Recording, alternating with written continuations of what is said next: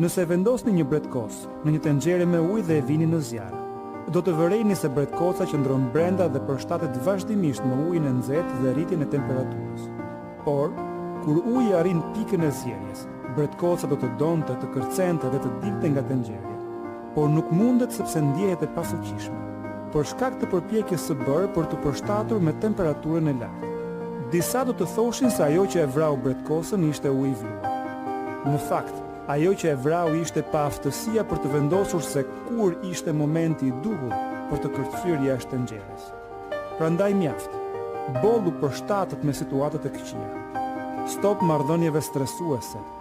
Mjaft qëndruat me miq parazit dhe largohuni në kohë nga shumë gjëra të tjera që ju ashterojnë energji. Nëse vazhdoni të përshtateni ndaj këtyre situatave, rrezikoni të humbisni veten tuaj. Largohuni sa jeni ende në kohë.